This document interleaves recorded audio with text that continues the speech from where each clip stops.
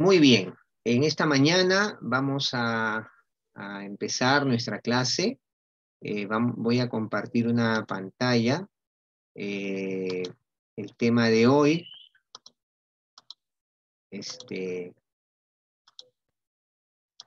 aquí está. Lección 5. Lección 5. Una luz en el mundo, parte 1. Nosotros vamos a estar abarcando una sección, 3 secciones, hablando de una luz en el mundo, como parte del mensaje que da Pedro, y la lección 5, 6 y 7 tienen que ver con lo mismo, pero con diferentes aspectos que va tocando el apóstol. Entonces vamos a ir a nuestra carta de Pedro, primera de Pedro, como siempre, vamos a leer este pasaje, primera de Pedro 2, 11 al 17, que es la sección que nos toca hoy. Y probablemente, hermanos, dependiendo del tiempo, podamos avanzar la lección 6. Son tópicos no muy largos, pero ¿por qué? Porque el próximo domingo no va a haber clase tampoco. Entonces necesitamos ver la posibilidad de avanzar con el curso y no retrasarnos, porque nosotros tenemos 10 encuentros y el curso nuestro tiene 12. Entonces tenemos que de alguna manera tratar de condensar. Bien, vamos a leer el pasaje que tenemos allí. Permítanme, síganme con la lectura.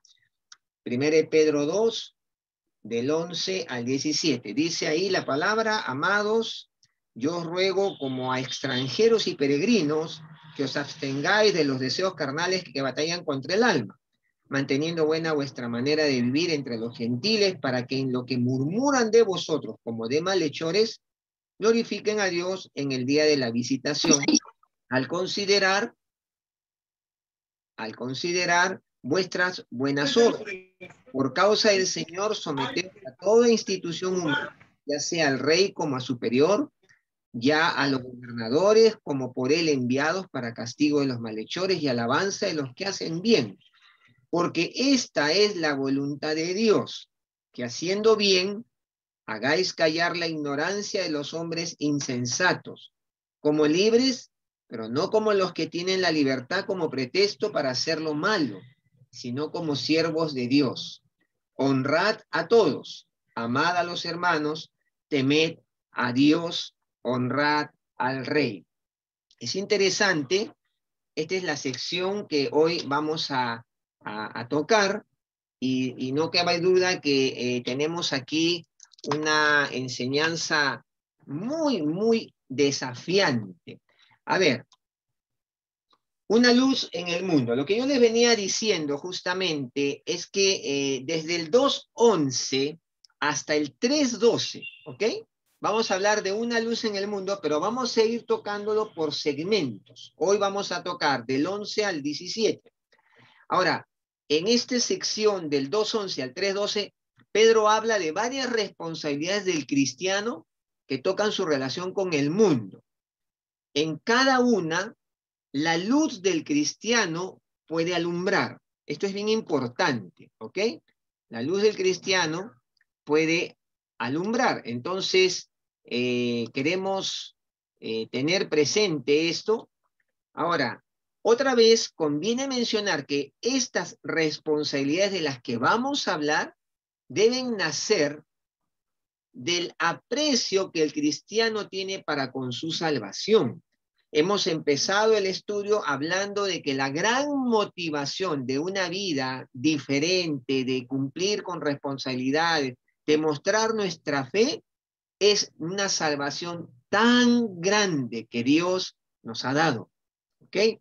Seguimos en esa misma perspectiva, porque Pedro, todo su mensaje gira ahí. La gran motivación y motivo es la salvación que el Señor nos ha concedido. Entonces, vamos a la sección que nos toca hoy. Debemos ser luz en el mundo pagano. Entonces, tenemos ahí el capítulo 2, 11 y 12. Miren lo que dice: amados, yo os ruego como extranjeros y peregrinos que os abstengáis de los deseos carnales que batallan contra el alma, manteniendo buena vuestra manera de vivir entre los gentiles, para que en lo que murmuran de vosotros, como de malhechores, glorifiquen a Dios en el día de la visitación, al considerar sus buenas obras. Ahora, hermanos, en el mundo pagano, el cristiano primero debe recordar cuál es su relación con este mundo, con el mundo pagano. Miren lo que dice Pedro: amados, yo os ruego como a extranjeros. Es muy importante recordar cuál es nuestra relación con el mundo pagano, con este mundo en el cual vivimos. Nosotros somos extranjeros, porque el creyente es extranjero porque está en el mundo, sin embargo, no es del mundo, por eso es extranjero. Jesús dijo que estamos en el mundo, pero no pertenecemos al mundo. Y eso lo dice Juan 17:15 cuando Jesús habla, ¿no? Él, en la oración de Jesús por sus discípulos: no te ruego que los quites del mundo, sino que los guardes del mal. Vale la pena mirar ese pasaje, Juan 17, miren lo que dice, 15 al 17, no ruego que los quite del mundo, sino que los guarde del mal. No son del mundo, como tampoco yo soy del mundo. Santifícalos en tu verdad, tu palabra es verdad. Si vamos a Juan 15, 19, vamos a encontrar que dice: si fuerais del mundo, el mundo amaría lo suyo, pero porque no sois del mundo, antes yo os elegí del mundo, por eso el mundo os aborrece. Hermanos, esto es muy, muy importante. Nosotros vamos a poder ser luz en el mundo pagano si entendemos cuál es nuestra relación con ese mundo. Somos extranjeros. Entonces, somos diferentes al mundo. Pero no solamente somos extranjeros, sino que también dice somos peregrinos. El creyente también es peregrino, un adjetivo que significa morando en un lugar extraño, alejado del propio pueblo de uno. Ese es el concepto, parepídemos, que es el término griego, morando en un lugar extraño, alejado del propio pueblo de uno. Ahora, ¿por qué? Porque Pablo en Filipenses 3:20 va a decir: porque nuestra ciudadanía, ¿dónde está? En los cielos. Mas nuestra ciudadanía está en los cielos, de donde también esperamos al Salvador, al Señor Jesucristo. Ahora, hermanos queridos, esta es la base de todo lo que sigue. Muy importante, porque si yo entiendo cuál es mi relación con el mundo pagano, que yo soy un extranjero, no soy parte de ese mundo, que soy un peregrino, que moro en un lugar extraño, alejado de mi propio pueblo, que mi ciudadanía esté en el cielo. Entonces, esto es la base, porque si el cristiano entiende que su estancia aquí en la tierra es temporal y que pertenece a otro mundo, entonces todas las demás exhortaciones se podrán cumplir fácilmente, porque yo no soy parte de este mundo. Ahora, miren el razonamiento de Pedro, ¿no? El razonamiento de Pedro es muy interesante y vale la pena tenerlo muy, muy presente, ¿no? Ese razonamiento hace la gran diferencia con relación a quiénes o cómo nos debemos comportar en medio de este mundo en el cual vivimos, ¿no? Muy bien, entonces, sigamos. A ver, ya, muy bien. Por ejemplo, a ver, vamos a hablar un poco. Si nosotros entendemos esta realidad, nos será menos costoso abstenernos de los deseos carnales, como Pedro dice en la siguiente frase. Dice: amados, yo os ruego como extranjeros y peregrinos que os abstengáis de los deseos carnales que batallan contra el alma. El cristiano entiende que estas cosas que el mundo plantea batallan contra el alma. Y en realidad no le ayudan en nada. Ahora, es su alma la que pertenece, perdón, es su alma la que permanece para su futuro hogar celestial. Nosotros si vamos a 2 de Corintios 4:16, miren lo que dice, ¿no? Esto es bien importante, ¿no? Un pasaje que también conocemos, dice, por tanto, no desmayamos, dice Pablo. Antes, aunque nuestro hombre exterior se va desgastando, el interior, no obstante, se renueva de día en día.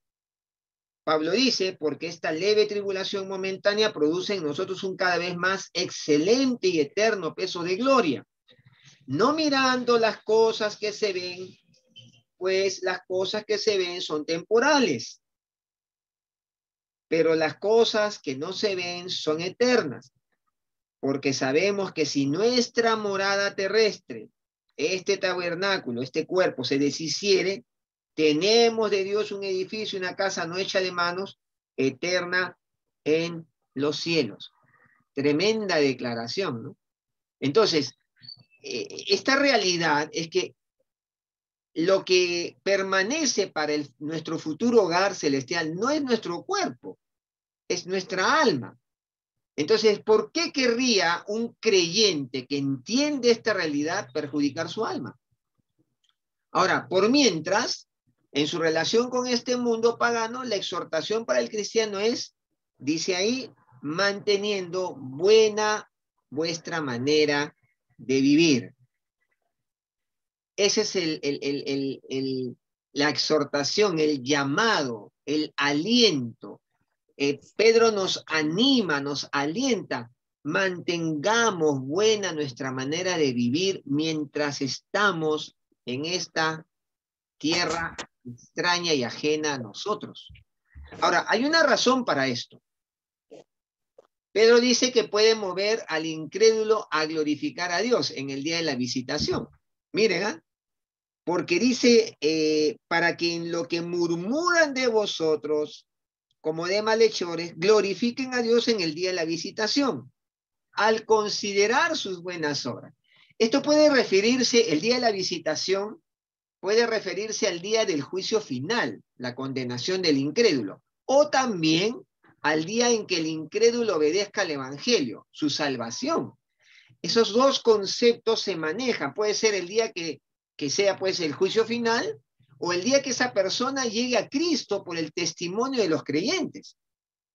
Ahora, que no nos parezca cosa extraña que la buena conducta del cristiano mueva al incrédulo a la obediencia.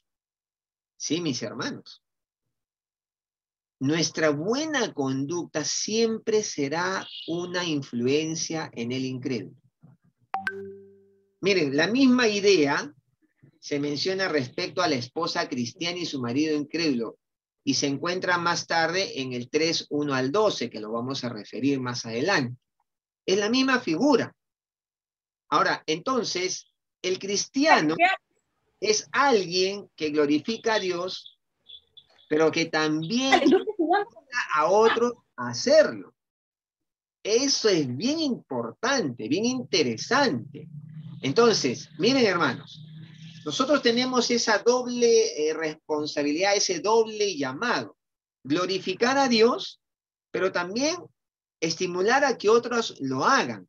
Y aquí, hermanos queridos, permítanme centrar mi atención un instante. Permítanme centrarnos aquí. Cuando nosotros oramos o repetimos el Padre Nuestro, nosotros decimos, Padre nuestro que estás en los cielos, santificado sea tu nombre. Muchas veces no entendemos muy bien qué estamos diciendo cuando decimos, santificado sea tu nombre. Y saben que, mis hermanos, es justamente lo que está diciéndonos Pedro, que nosotros glorificamos a Dios y también invitamos a otros a hacerlo. Entonces, esto, mis hermanos, es santificar a Dios. ¿Cómo es? Que cuando yo le digo, santificado sea tu nombre, es, Señor, exaltado sea tu nombre, glorificado sea tu nombre a través de mi vida y yo mismo lo haga. O sea, yo mismo glorifique tu nombre, pero a través de mi vida también tu nombre sea santificado, glorificado, engrandecido. Por ejemplo, voy a poner el ejemplo de esto, cómo se grafica y cómo debería de ser en la vida diaria nuestra. Por ejemplo, ustedes se acuerdan de Daniel. Muchos de ustedes han hecho el curso conmigo. Cuando Darío tiene por decreto y por la trampa que le hicieron, tiene que echar a Daniel en el foso de los leones, Darío al día siguiente se levanta, se va corriendo al foso y él dice cosas muy tremendas cuando dice, Daniel, siervo del Dios Altísimo, ¿habrá podido tu Dios al que continuamente tú sirves haberte librado de la boca de los leones? Miren, la vida de Daniel estaba santificando el nombre de Dios. Él, pero su vida a través de él, miren el efecto que produce en Darío. Cuando él sale del foso, sin ningún daño, Darío dice, bendito, exaltado, engrandecido sea el Dios de Daniel. Eso es santificar el nombre de Dios. Eso es glorificar el nombre de Dios. ¿Por qué? Porque va a estimular a otros a que lo hagan también. ¿Me entienden? Eso es lo que Pedro está diciendo aquí.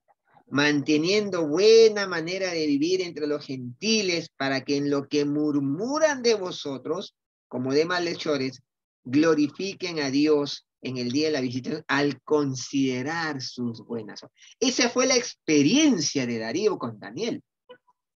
Y hermanos queridos, amados, esa debe ser nuestra experiencia. Con nuestro derredor, con nuestros amigos, más familia, con nuestro esposo, esposa, con nuestro jefe, con nuestros vecinos. Esa es la realidad que debe de darse en nuestra vida también. Entonces, que el Señor nos ayude. Acá está el gran desafío que Dios nos pone. Ahora, sigamos. Pero también debemos de, no solamente hemos visto que debemos ser luz en el mundo pagano, sino en el gobierno civil, ¿no? Bajo el gobierno civil también, ahí lo vemos del 13 en adelante. Como luz en el mundo, el cristiano también se somete a toda institución humana. Dice, por causa del Señor, someteos a toda institución humana, sea el rey como a superior, ya a los gobernadores como por él enviados para castigo de los malhechores y alabanza de los que hacen bien. Entonces, el creyente, ustedes y yo, también nos debemos someter a toda institución humana. Ahora, la palabra griega usada aquí para institución es tisis, que significa simplemente una creación o una criatura, según el autor Bain. Ahora, quedan entonces dos posibilidades de interpretación, dos posibles interpretaciones. Primero, gobierno civil. La mayoría de las versiones lo toman como una referencia a todo gobierno civil. Ahora, el cristiano pues debe someterse a estos. Si ustedes van a Romanos 13, 1 al 7, Pablo habla de esto también, ¿no? Miren lo que dice Pablo en el 13, sométase toda persona a las autoridades superiores, porque no hay autoridad sino de parte de Dios, y las que hay por Dios han sido establecidas. Ahí está. Ahora, pero también hay una segunda posible interpretación muy interesante, que la palabra institución tiene que ver con criatura humana. Algunos creen que la frase se refiere simplemente a toda criatura humana, como los hermanos, por ejemplo, el rey, los criados, las mujeres o esposas, los maridos, etc. Ahora, por eso es que Pedro instruye sobre qué relación debe tener el cristiano con cada uno. Y eso es lo que vamos a ir desarrollando a lo largo de las semanas. Pedro entonces se toma el trabajo de instruir con relación a estos temas. Por ejemplo, Pedro menciona 2 ejemplos del gobierno civil. El rey, ¿no? Él dice, ¿no? Por esta causa someteos ya sea al rey. El término es basileíos. En el contexto del primer siglo, esta palabra se refería al César, el César del Imperio Romano. Ahora, Hechos, por ejemplo, 17:7 habla rey, ¿no? Ahí está, basileíos. Y esta palabra aparece en conexión con César, que era el Cáisar, ¿no? Entonces, el rey, en el contexto que está hablando Pedro, tenía que ver con el César. Ahora, otro ejemplo del gobierno civil son los gobernadores, que Pablo lo dice, ¿no? Ya sea el rey o ya a los gobernadores. Hegemón es la palabra. Los procuradores romanos, que gobernaban bajo la autoridad del César, eran llamados los gobernadores, un oficial que administraba una provincia. Esos eran, ¿no? Lo que hoy en día nosotros diríamos los presidentes del gobierno regional, una cosa así, ¿no? Esos eran los gobernadores. Ahora, otro ejemplo, ¿no? Pedro menciona 2 funciones del gobernador. Castigar al malhechor, verso 14, como él envió para castigo de los malhechores, esa es una, o alabar a los que hacen el bien. Esto lo podemos comparar con Romanos 13, donde Pablo también dice que la autoridad ha sido puesta no para castigar al bueno, sino para el malo, y tiene la espada en su mano de parte de Dios. Ahora, Pedro menciona 2 funciones con relación a estas personas: castigar al malhechor, alabar a los que hacen bien. Además, Pedro da 2 razones por qué el cristiano debe someterse al gobernador. Clarísima, ¿no? Dice 15, porque esta es la voluntad de Dios. Hermanos queridos, el someternos a la autoridad es voluntad de Dios. Ahora, pero esto muchas veces ha traído sus controversias, sus argumentaciones, porque uno puede decir, pero ¿cómo me voy a someter a una autoridad corrupta, a una autoridad que es perversa, malvada? Bueno, nosotros todavía no hemos tenido a unos Césares por acá. No hemos tenido a los gobernadores del Imperio Romano que no eran nadita justos, que no eran nada santos ni nada incorruptibles. Si algo trajo abajo al Imperio Romano fue su corrupción, su inmoralidad y todos los abusos que se cometieron allí. Y sin embargo, Pedro, escribiéndole a los creyentes del primer siglo, le dice: hermanos queridos, someteos a toda institución humana, ya sea al rey o a los gobernadores. ¿Por qué? Porque aunque no nos guste, esta es la voluntad de Dios. Pero ¿cómo puede ser la voluntad de Dios cosa así? Bueno, Dios es soberano. Dios pone reyes, Dios quita reyes. Él muda las edades, Él muda los tiempos. Y entonces cuando Dios establece una autoridad, por alguna razón la pone. Y yo como creyente estoy llamado a, por la voluntad de Dios, someterme. Obviamente, me voy a someter hasta cuando chocan con mi amor y mi adoración a Dios, porque por eso los cristianos morían. Por eso los cristianos iban al circo romano, porque cuando el César o el Imperio Romano los obligaba a blasfemar de su fe o a ir contra su fe, ellos decían: no, aquí no es negociable, mi fe no es negociable. Entonces, ahora, la segunda razón por qué el cristiano debe someterse al gobernador es porque esta sumisión al gobernador puede servir para callar la ignorancia de los hombres insensatos. Está clarísimo, ¿no? Porque esta es la voluntad de Dios, que haciendo bien, hagáis callar la ignorancia de los hombres insensatos, los hombres que no tienen sesos, que no piensan, que no tienen la luz del evangelio. Entonces, Esa es otra de las razones. Ahora, los cristianos, al someterse a las autoridades, no tienen que considerarse esclavos de ellos. Eso es bien importante, porque uno puede pensar, bueno, entonces yo soy un esclavo de las autoridades, yo no he sido liberado. No, no, no. El creyente tiene que sentirse libre, como dice el verso 16. Miren, porque esta es la voluntad de Dios, que haciendo bien hagáis callar la ignorancia de los hombres insensatos, como libres, pero no como los que tienen la libertad como pretexto para hacer lo malo, sino como siervos de Dios. Miren, hermanos, nosotros nos sometemos a lo que Dios establece, porque Él lo establece de esa manera, le agrada que lo hagamos, a pesar de que de pronto no sea lo más apropiado, lo más adecuado, pero no como esclavos de ellos, sino como libres, libres del pecado, del mundo y de sus fuerzas. Hermanos queridos, nosotros los creyentes somos libres.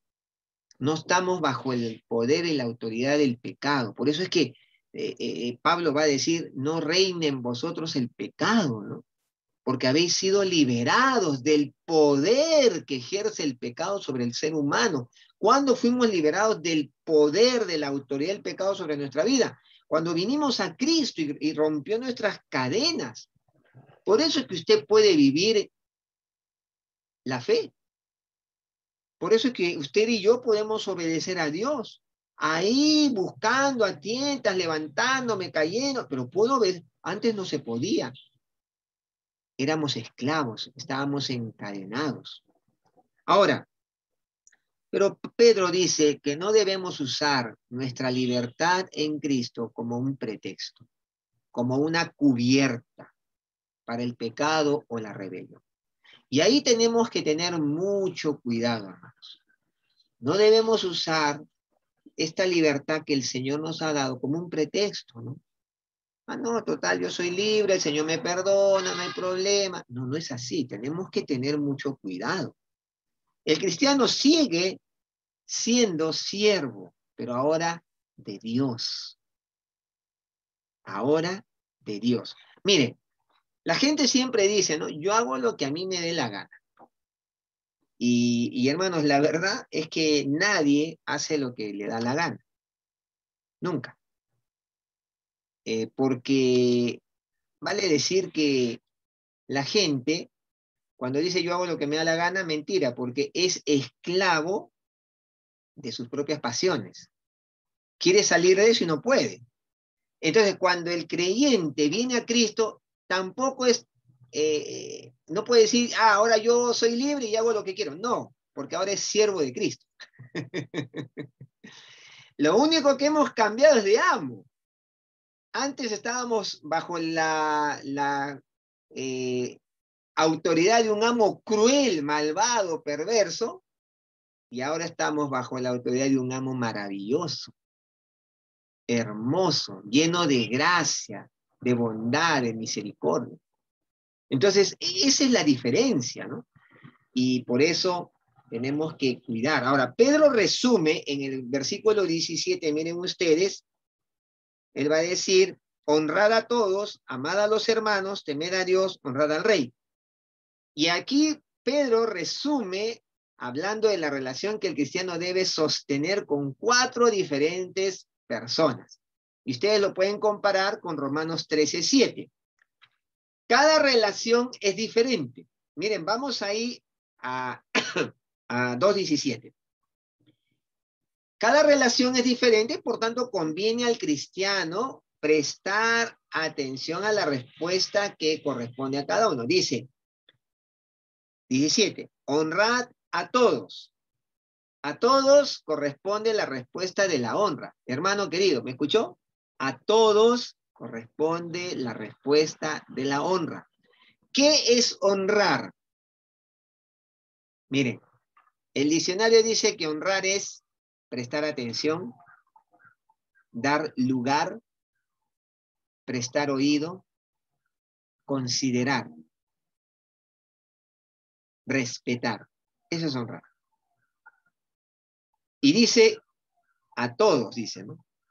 Honrad a todos. Es el primer grupo que corresponde a la respuesta de la honra, todos. No, pero él no merece mi honra. Todos. Pero mi jefe es un malvado, injusto. Todos. Honrad a todos. La demanda no es fácil, ¿eh?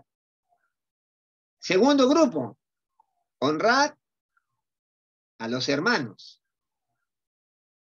A los hermanos corresponde la respuesta del amor, ¿no? La respuesta del amor. Pero mi hermano no, como que no hace química conmigo, hermano. Honrar a los hermanos. La respuesta del amor. 3, dice luego, honrad, temed a Dios. Corresponde la respuesta del temor, ¿no? Honrar a Dios es temerle. Y miren, hermanos, les voy a dar una definición de temor de Dios, porque a veces decimos, ¿qué es temor de Dios? ¿Es miedo? ¿Qué? Es el reconocimiento. Esta es la definición de temor de Dios. Es el reconocimiento de la autoridad, majestad y santidad de Dios. Es el reconocimiento de la autoridad o el poder, majestad y santidad de Dios. Entonces, miren ustedes, cuando uno dice, este hombre teme a Dios, es porque reconoce su poder, su majestad y su santidad. Entonces, no es un tema de miedo, no, no, no.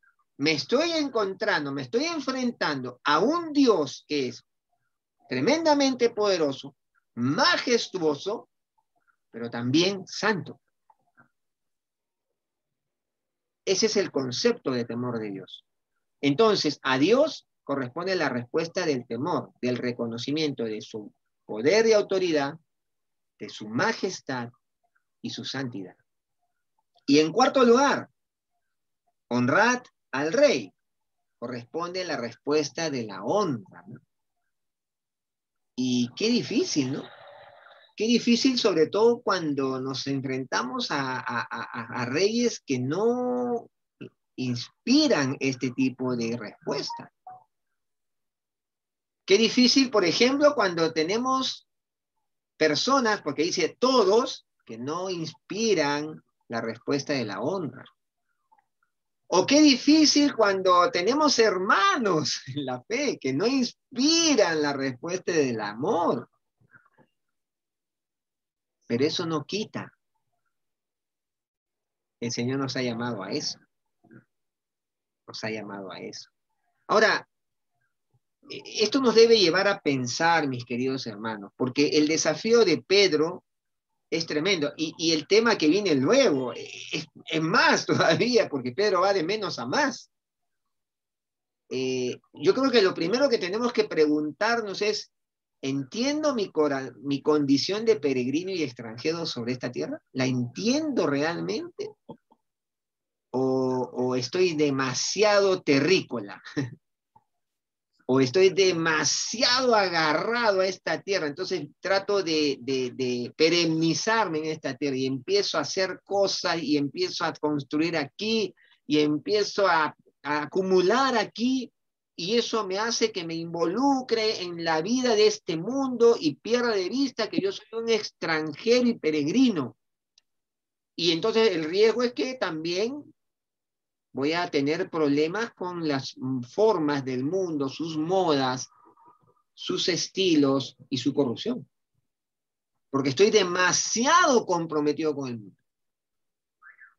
Pero Pedro dice, si entendemos que somos peregrinos y extranjeros, entonces mi atención ya no va a estar tanto aquí, sino allá. Ahora, es cierto, tenemos responsabilidades aquí, pues aquí nadie puede decir, no, entonces yo ya me libero, ya solamente vivo para la eternidad. No, no, tenemos responsabilidades. Dios nos ha puesto en esta tierra con un propósito, un rol, y ya lo hemos visto, ¿no? Que la gente vea en nosotros la gloria de Dios y ellos puedan creer en Dios también. O sea, ahí está el rol. Ahora, entiendo que no le debo ni debo a este mundo De tal manera que el abstenerme del mal me hace más sencillo, recordando que mi morada está ahí en el cielo. Porque esto es importante. No le debemos nada a este mundo, hermanos. No somos de aquí. Ahora, otra pregunta que nos deja este llamado de Pedro es, ¿estamos dispuestos a someternos a toda institución establecida por Dios? Sean gobernantes, sean mis jefes, mi familia, mi matrimonio, lo vamos a ver. Mi esposo, mi esposa, ay, pero mi esposo no lo merece, ese es un canalla. No, mi esposa tampoco, pues mi esposa, ay, anda siempre así, que es una engreída. No, hermanos, vamos a llegar ahí. Estoy dispuesto a someterme a mis hermanos, a mis pastores, a mis líderes. Estoy dispuesto a darles honra. Miren hermanos, la demanda de Pedro a los creyentes que estaba él escribiendo. Ahora, Pedro había aprendido esto, porque Pedro metió la pata muchas veces. Y él tuvo que aprender. Ya estamos viendo a un Pedro cuajado, ¿no? Que le habla a la iglesia, le dice, hermanos queridos. Y por último, algo más que nos deja esto, ¿no? ¿Es mi vida una inspiración para aquellos que no conocen a Cristo? Créanme, mis hermanos, yo pienso mucho en esto. Mi vida puede inquietar a otros a conocerle a Él. O de repente ven mi vida y dicen, uy, no, yo ser cristiano ni loco. Ahí es donde Pedro va, ¿no? Hasta allá llega, ¿no? Estamos cumpliendo nuestro rol de ser luz y sal en esta tierra. Miren, hermanos, la sal, ¿qué produce?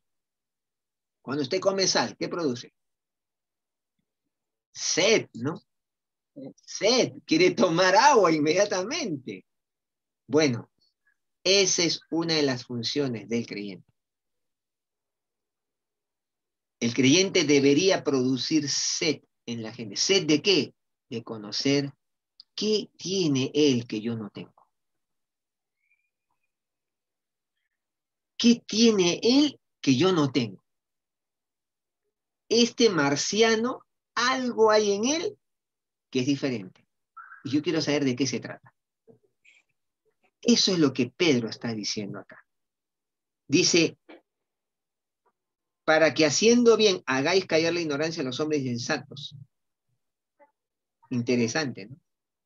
Para que, dice, en lo que murmuran de vosotros, glorifican a Dios en el día de la visitación. Ya les dije, el día de la visitación puede ser el juicio final o el día que ellos conocen a Cristo. Al considerar vuestras buenas obras. Y ahí está, hermanos. Podemos ser sal a este mundo a través de nuestra conducta y ética singular en el diario vivir. Que Dios nos bendiga, que Dios nos ayude, ¿no? A esto, llegar a eso. Ese es el objetivo que Pedro pone en nuestra vida, en nuestro, como meta. Amén. Amén. Gracias a Dios.